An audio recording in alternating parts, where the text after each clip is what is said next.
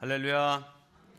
우리 할렐루야 찬양대의 찬양과 실내악단의 연주 하나님께서 기쁘게 받으신 줄로 믿습니다. 돌아가실 때 아마 꽃을 드릴 것 같아요. 네, 다 받으셨나요? 네. 5월 8일 지나서 이렇게 드리는 것보다 어버이날 전에 드리는 것이 좋겠다 해서 다음 주일이 어버이주일이긴 해요. 그런데 먼저 준비해서 드린 우리 청년부에 감사를 드립니다. 광고했습니다마는 높아심에 두 가지 더 말씀을 드립니다. 첫째는 창립 50주년 기념 음악회로 사랑 나눔 음악회라는 이름으로 진행이 됩니다. 여기에는 뭐 우리 교회가 널리 뭐 지방이나 연회에 알리지 않고 그냥 우리들의 그 음악회입니다. 그래도 이 기회에 좀 우리 가족들 또 친한 친구들, 이웃들 전도의 기회로, 초청의 기회로 좀 삼았으면 좋겠다 하는 그런 생각이 들어서 이런 작은 초청 엽서를 만들었습니다. 그래서 여러분들이 이거 좀 가지시고 여러분들이 꼭 이 음악회에 초청하시고 싶은 분들 함께 오시기를 바랍니다. 그날 주차는 제가 알기로는 연주의 시간 동안 다 해도 아마 2,500원인가 이렇게 되니까 별로 부담 없이 다 오실 수 있게 되겠습니다. 또 이 사랑 나눔 음악회를 통해서 이 시민회관에서는 무슨 티켓을 팔거나 뭐 이렇게 하면은 또 다 복잡한 일들이 많습니다. 그래서 사랑 나눔 음악회 때에 이 신년의 그 중요한 것 가운데 하나가 주님이 오실 때 눈먼 자가 보며 하는 말씀이 있잖아요. 그런데 이게 보니까 작년에 우리 연회에서 선교사들을 대상으로 눈 검진을 했어요. 근데 놀랍게도 우리 보통 사람들보다 몇 배나 많이 백내장이나 황반변성이나 이런 것들이 나타나는 거예요. 왜 그런가 했더니 이 저개발 국가 지역에서 주로 있다 보니까 햇볕이 엄청 강한 거예요. 본인도 모르게 뭐 우리 또 선글라스 잘 끼지 않고 생활하고 그러다 보니까 황반변성, 백내장 뭐 이런 것들이 심해서 꼭 기회를 놓치지 않고 진료를 받는 것이 굉장히 중요하다 이렇게 생각이 되는데요. 백내장 수술은 아주 30만 원으로 고정이 돼 있더라고요. 그래서 여러분들이 한 사람씩 맡으라는 얘기가 아니라 십시일반 이렇게 도우시면 교회가 이렇게 해서 한 50명, 한 1,500만 원 들겠죠. 이렇게 뭐 교파 가리지 않고 선교사님들의 눈을 치료하는 일이라면 기꺼이 우리가 후원하려고 생각을 하고 있고, 또 지역에 어려우신 분들 이런 분들 다 하려고 생각을 하니까 여러분들이 즐거운 마음으로 이번 주에 봉투를 나눠준다 그랬는데요.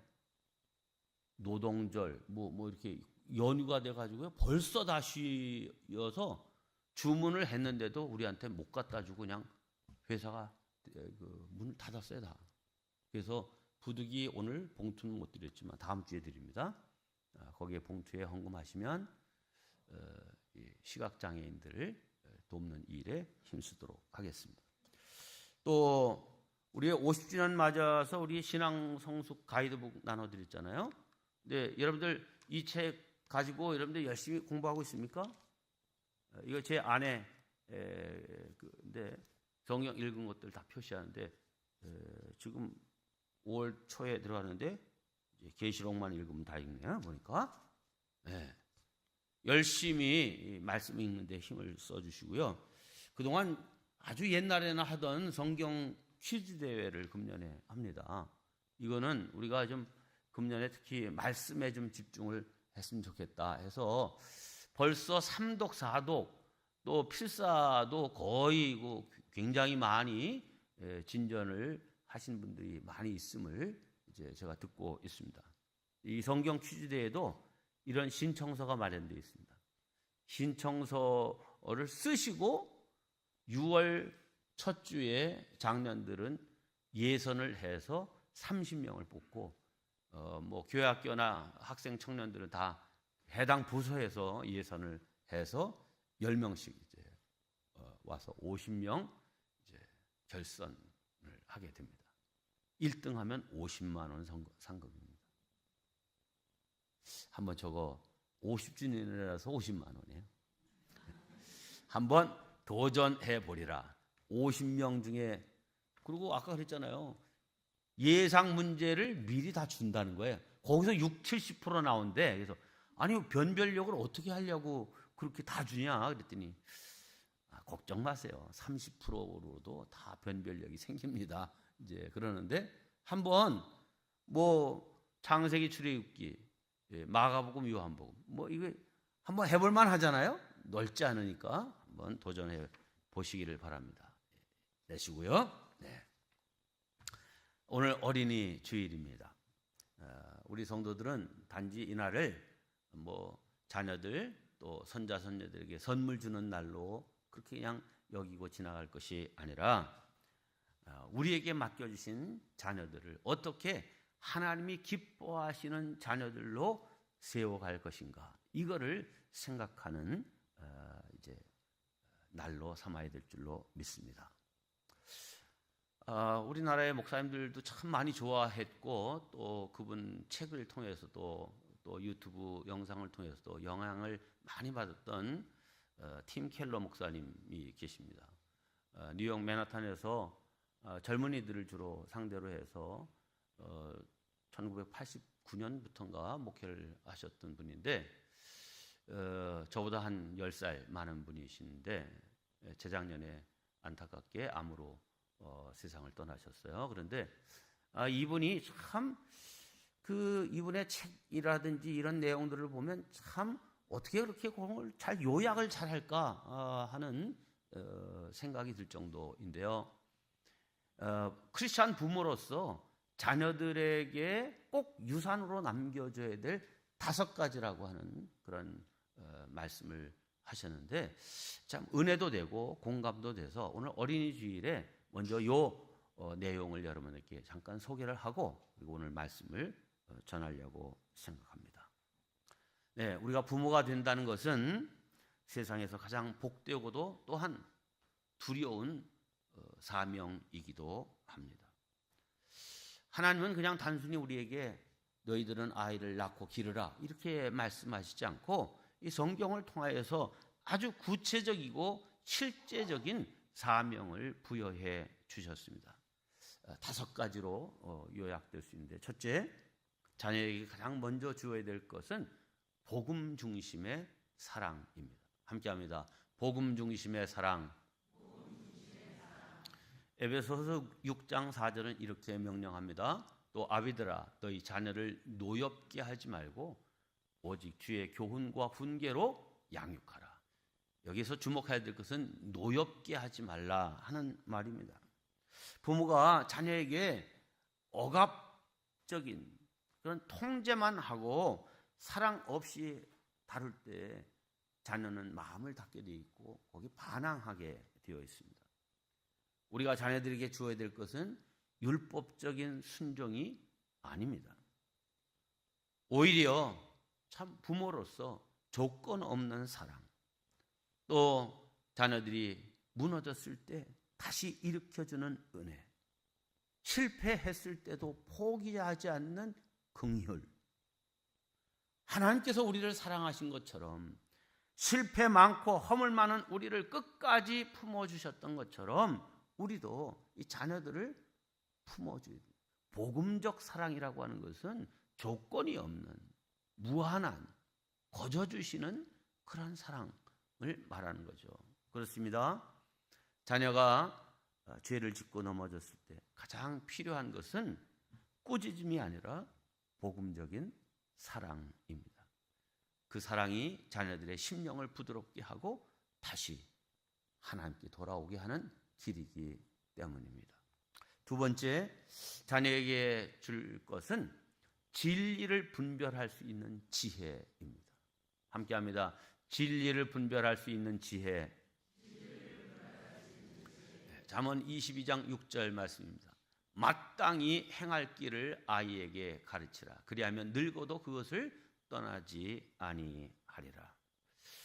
오늘날 우리는 정보의 홍수 속에 살고 있습니다. 자녀들도 다 스마트폰 또 인터넷을 통하여서 매일 수많은 가치관, 특별히 수많은 거짓 메시지들을 접하고 있습니다.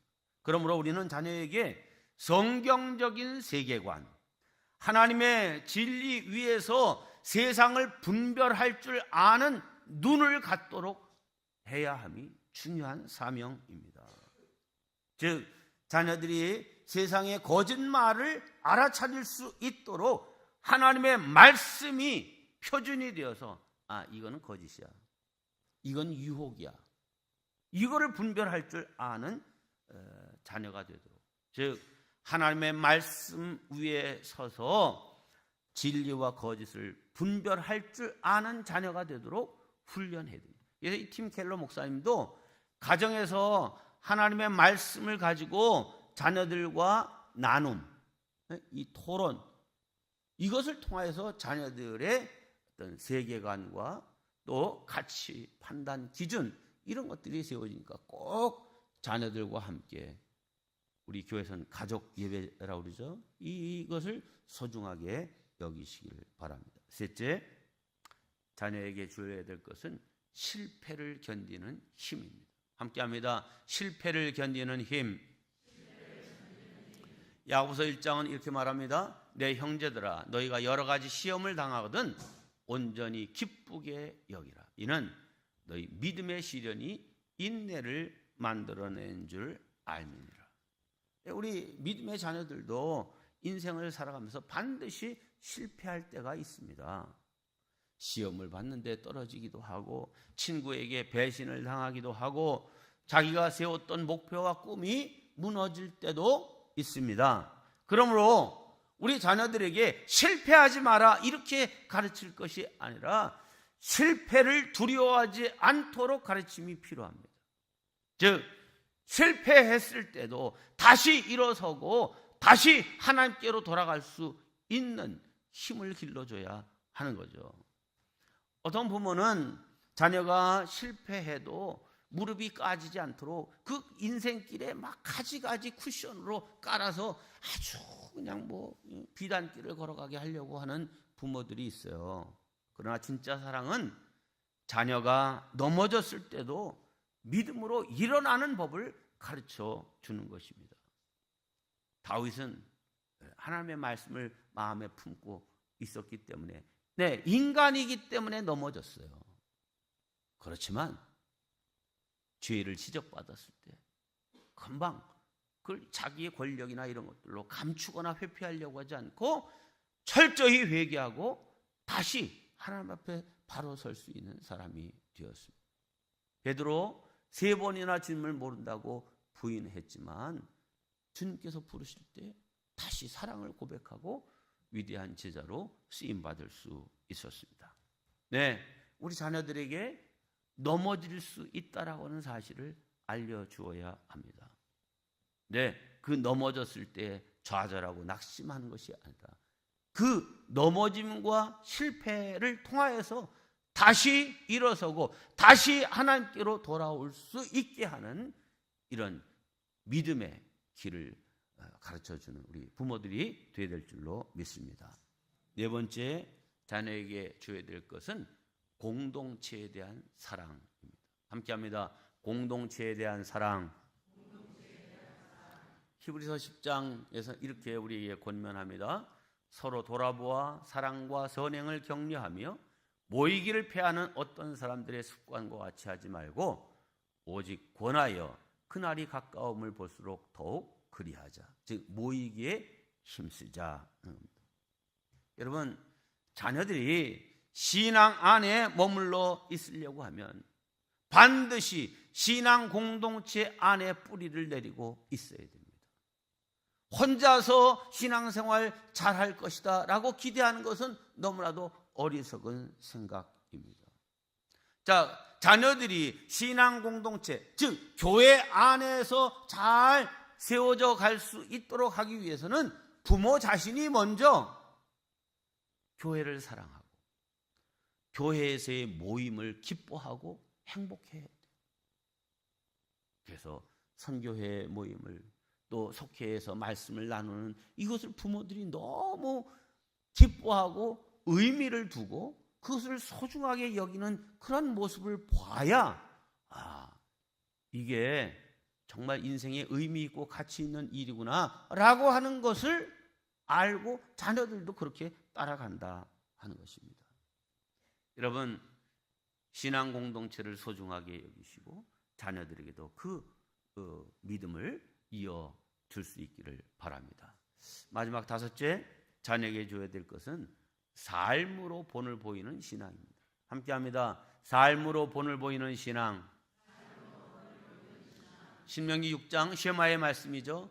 오늘 내가 네게 명하는 이 말씀을 너는 마음에 새기고 내 자녀에게 부지런히 가르치며 집에 앉았을 때든지 길을 갈 때든지 누워 있을 때든지 일어날 때든지 이 말씀을 강론할 것이며. 우리 이 쉐마의 말씀은 일방적인 게 아니에요. 사실은 상호적인 거예요.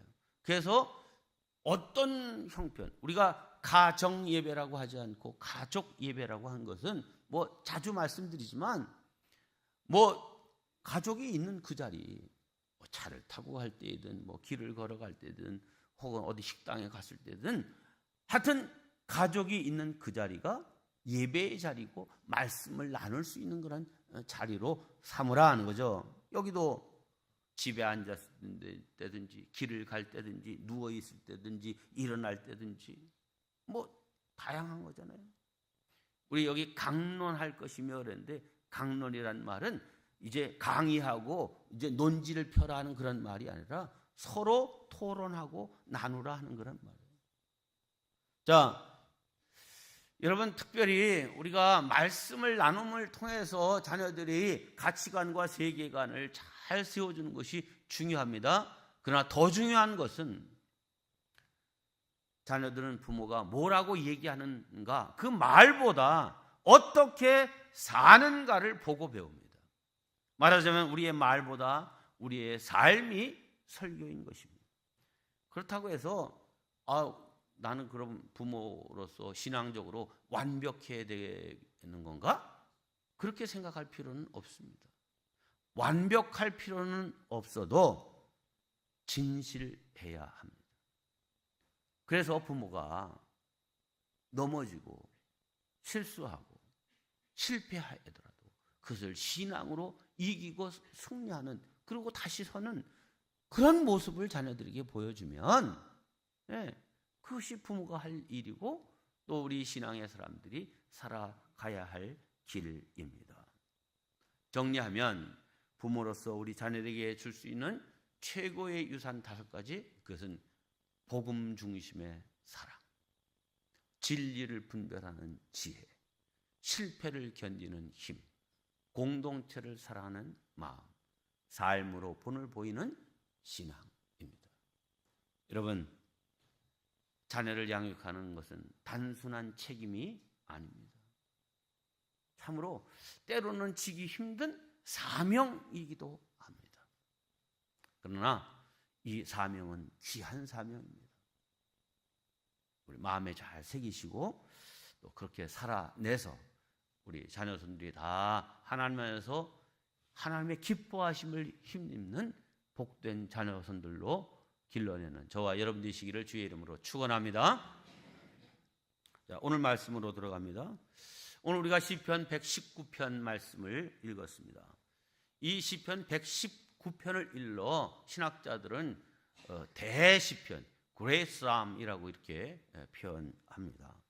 그럴 만한 충분한 이유가 있습니다. 시편 총 150편으로 되어 있는데 그 중에 이 시편 119편은 제일 긴 시입니다. 무려 절수가 176절까지 되어 있어요. 자, 분량이 제일 큰 것뿐만 아니라 5가지 아주 특이한 점을 가지고 있는 것이 이 시편 119편입니다. 자, 두 번째는 이 시편 119편은 여러분 가지신 성경을 펼쳐보시면요, 8절이 지나면 반드시 동그라미 표시가 있어요. 8절마다 이제 딱딱 그렇게 표시가 있어서 요 작은 한 시가 여기서 끝났음을 표현해주고 있습니다. 그래서 이 시편 119편은 아주 22개의 단편시가 쫙 연결된 그런 장편의 시다라고 하는 사실입니다. 또 이 시편 119편은 아주 공을 많이 들여서 지은 시입니다. 왜 공을 많이 들였냐? 성도들로 하여금, 하나님의 자녀들로 하여금 이 시편 119편을 다 암송할 수 있도록 하기 위해서 디자인된 성경입니다. 우리 한글은 기역부터 히읗까지 14개의 자음이 있죠. 근데 히브리어는 이제 알레프부터 타우까지 22개의 자음이 있습니다. 근데 첫 8절은 우리로 치면 기역으로 시작되는 말로 쭉 연결되어 있어요. 둘째 단락은 니은으로, 이런 식으로 알레프부터 타우까지 22개로, 그러니까 옛날 우리가 세종대 이조 시대의 왕들 이름 외우려고 하면 대정, 대세, 문단세 뭐 이렇게 외웠잖아요. 첫 글자만 따가지고. 그것처럼 이 히브리어 자음 22개의 첫 그 음들을 따라서 이 22개를 싹 써놓은 거예요. 그러니까 요 자음 22개를 순서대로 알면 이걸 딱 외우기에 좋도록 되어 있는 것이죠. 참 그렇게 하기가 쉽지 않은 일인데 이렇게 되어 있는 것이 시편 119편입니다. 또 이 시는 교회 역사에서도 아주 많은 사람들에게 큰 사랑을 받은 시인데, 특별히 종교개혁자들에게 사랑받던 시입니다. 왜냐? 말씀으로 돌아가자. 근원으로 돌아가자. 우리가 붙들어야 될 것은 하나님의 말씀이다. 이거 강조한 게 종교개혁자들 아니에요? 근데 이 시편 110편이 이렇게 하나님의 말씀을 가까이 하고 말씀 중심으로 살아가야 되는 것을 강조한 시가 시편 119편이기 때문입니다. 칼빈이 본래 칼뱅 프랑스 사람이잖아요. 근데 스위스 제네바에 정착하면서 이제 거기서 정말 하나님의 말씀에 기초한 이제 국가를 형성하기 위해서 이 제네바의 신앙 도시 국가를 형성하고 말씀 따라 살아가도록 이렇게 했던 사람이죠. 근데 이 칼뱅이 제네바에서 목회를 하면서 제일 먼저 했던 것이 이 시편 119편을 가지고 설교한 거예요. 그래서 그 설교만을 모아서 책으로 묶었는데, 책 좀 보여줘요. 네. 우리말로도 이 칼빈이 설교한 시편 119편인데요. 두께가 이 정도 돼요. 성경 두께만큼 되는 이제 설교집입니다. 그 외에도 여러 사람이 시편 119편만을 가지고 설교한 것을 책으로 낸 것들이 저렇게 많습니다. 네. 하나님의 말씀의 중요성을 강조하고 있는 거죠. 그 다음에 또 참 희한한 것은 우리 성경 전서 아니에요? 자, 이 성경, 저는 이제 찬송가 합본이 아니라 성경, 신구약만 있는 성경인데, 이 성경에 딱 절반쯤 되나요? 딱 펼치면 시편 119편이 나오고 있어요. 중앙에. 한번 해보세요. 근데 시편 119편이 나오지 않더라도 적어도 시편이 나오게 돼 있어요. 왜 이 시편 119편이 성경의 가장 중앙에 위치하도록 되어 있을까? 그것은 이 하나님의 말씀을 우리의 삶에, 신앙생활의 중심에 두고 살아라 하는 그런 의도가 있는 것은 아닌가 하는 그런 생각을 해봅니다. 자, 우리 교회 벌써 오래전부터 영적 밥 먹기를 통해서 성경 읽고 묵상하고 암송하고 또 그 삶으로 실천한 이러한 일들을 굉장히 강조해 오고 있고, 특별히 금년에 이 책을 만들어 드린 이유도 바로 그 삶을 우리 삶에서 실천하자 하는 걸로 했는데, 이거 어디다 뒀는지도 모르는 사람들도 많이, 웃는 사람들은 다 범이냐? 다음 주에 다시 한번 할 거예요. 여러분, 시편 119편은 하나님의 말씀을 사랑하는 삶을 강조하고, 그 말씀 사랑하고 그 말씀을 실천하는 사람들이 누리를 복에 대해서, 형통함에 대해서 거듭거듭 강조하고 있어요. 시편 1편은 우리가 다 잘 암송하죠. 복 있는 사람은 어떤 사람? 악인의 꾀를 쫓지 않고.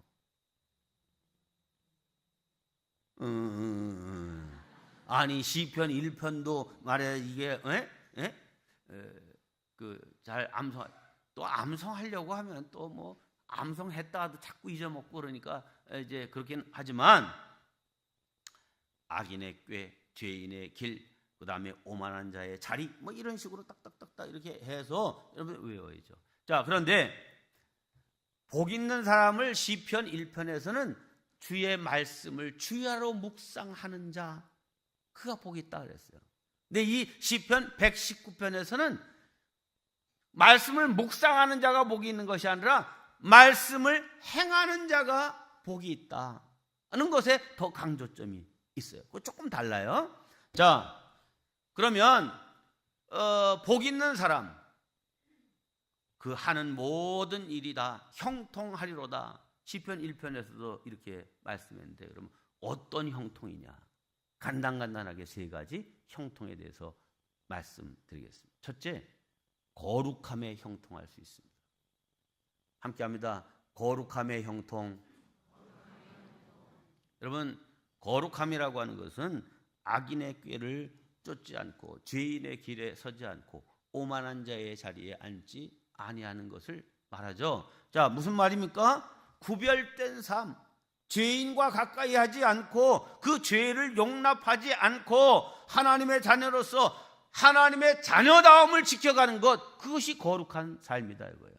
그런데 성도가 거룩함을 잃어버리면 성경은 맛이른 소금이 되어 길에 버려져서 사람들에게 밟힌다 그랬어요. 이 거룩함을 지켜가는 것이 얼마나 소중한 일입니까?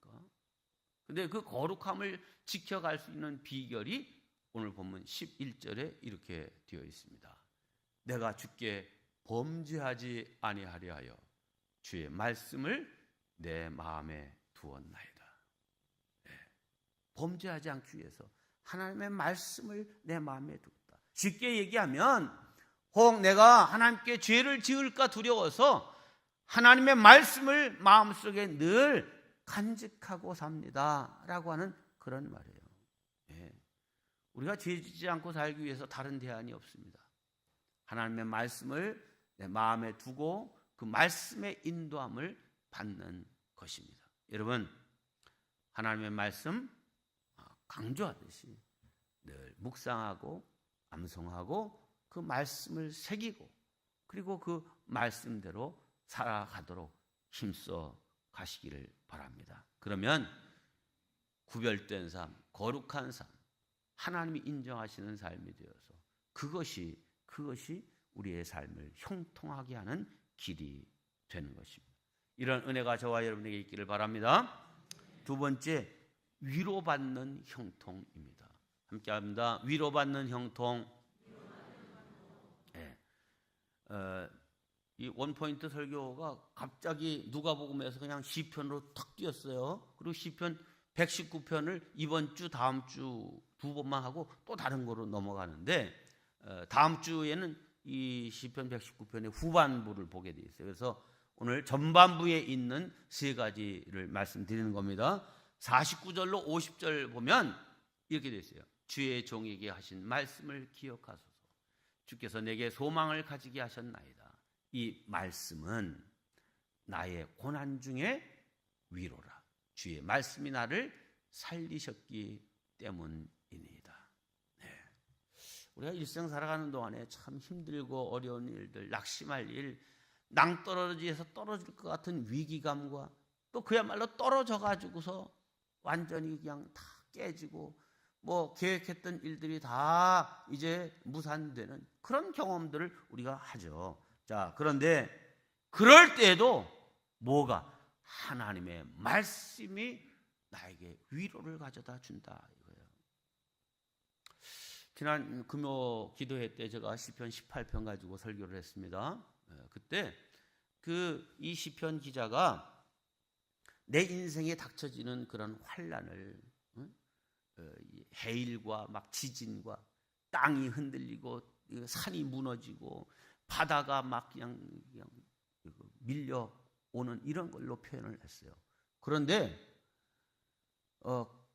그런 여러 가지 인생에 닥쳐지는 환난과 풍파를 크게 4가지를 얘기했는데 하나님이 내 인생의 방패고 요새고 나를 보호하시는 분이고 이런 걸 무려 9가지나 있어요. 9가지. 이건 배도 더 많게 하나님이 나를 그렇게 지켜주셔서 하나님이 내 인생의 피난처시다라고 하는 이런 고백을 합니다. 이 시편 18편을 가지고 지은 찬송가가 나의 힘이 되신 여호와여라고 하는 복음성가입니다. 그 가사를 보면 이렇게 되어 있어요. 나의 힘이 되신 여호와여 내가 주를 사랑합니다. 이게 그냥 요거는 시편 18편을 적어놓은 거예요. 그런데 여호와 나의 반석이십니다. 나의 요새십니다. 나를 건지시는 분이십니다. 나의 하나님이십니다. 나의 피할 바위이십니다. 나의 방패십니다. 나의 구원의 뿌리십니다. 나의 산성이십니다. 그러므로 이 하나님의 말씀과 함께하는 사람은요 담대한 거예요. 그래, 인생의 풍파가 많지만 하나님이 내 편이 되어주시고 하나님이 나와 함께 하시니 나는 두려워할 것이 없다. 여러분, 하나님 안에서 위로를 받고 마음에 그 번민과 고난 이런 것 때문에 골머리를 앓던 그런 사람이 그래, 하나님이 나와 함께 하신다라고 하는 이 마음의 확신이 들면요 생각과 판단이 달라요.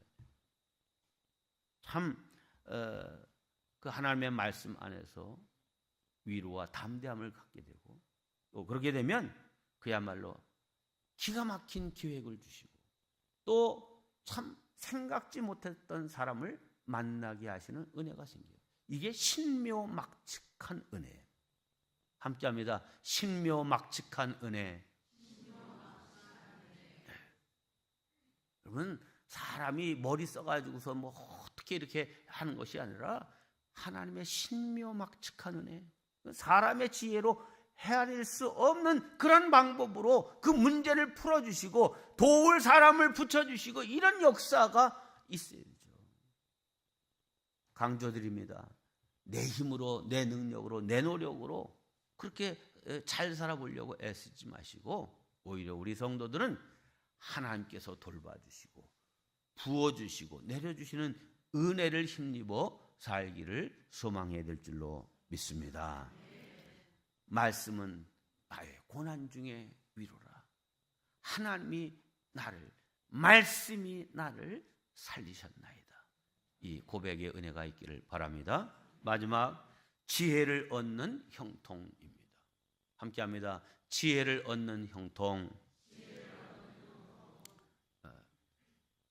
97절로 98절입니다. 내가 주의 법을 어찌 그리 사랑하는지요. 내가 그것을 종일 작은 소리로 읊조리나이다. 주의 계명들이 항상 나와 함께하므로 그것들이 나를 원수보다 지혜롭게 하나이다. 하나님의 말씀, 주의 법, 그 하나님의 말씀을 사랑해.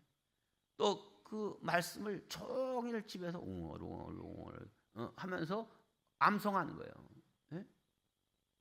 그 말씀이 항상 나와 함께해서, 그래서 그 말씀이 우리에게 원수를 뛰어넘는 놀라운 지혜를 주신다. 여러분, 하나님의 말씀은 언제나 우리로 하여금 올바른 선택과 결정을 내리게 하는 참 지혜가 됨을 믿으시기를 바랍니다. 잠언 3장 18절에서 이렇게 말씀했습니다. 지혜는 그 얻은 자에게 생명나무라. 지혜를 가진 자는 복되도다. 지혜를 얻은 자, 그 생명나무를 이제 가지고 사는 사람과 같다. 네. 1년생 이 나물 같은 건 한 번 먹으면 그냥 끝나지만 나무는요 매해 열매를 맺어서 우리에게 유익을 주고 부욕케 합니다. 지혜를 얻은 자 생명나무라. 여러분, 하나님의 말씀은 가장 넓고 풍부한 보물 창고와도 같습니다. 이 말씀이 이제 우리에게 주어졌다는 것이 놀라운 축복이고 감사합니다. 이 책은요, 이 성경은요, 돈 주면 누구나 다 살 수 있어요. 누구나 다 살 수 있는 성경이지만 말씀이 나의 것이 되는 것은 이 말씀은 펼쳐서 읽고 묵상하고 암송하고 살아낸 사람이 이 말씀이 나의 것이 되는 줄로 믿습니다. 성경을 가진 것으로 만족지 마시고 말씀을 가진 자들이 다 되시기를 바랍니다. 그래서 거룩함의 형통, 위로의 형통, 지혜의 형통을 누리시기를 주님의 이름으로 축원합니다. 기도하겠습니다. 우리에게 말씀을 주신 하나님 감사합니다. 사람이 떡으로만 살 것이 아니라 하나님의 입에서 나오는 모든 말씀으로 산다고 하셨사오니 우리를 살리게 하는 이 말씀을 항상 마음에 담고 살게 하여 주시옵소서. 지금까지 주님의 말씀을 너무 멀리 두고 살았다고 자책하는 성도들 있다면 오늘부터라도 다시 말씀을 가까이 하면서 말씀을 사랑하는 주의 자녀들 되게 하여 주시옵소서. 그리하여 모든 면에서 형통함의 복을 받는 주의 자녀들 되게 하여 주시옵소서. 예수님의 이름으로 기도하옵나이다. 아멘.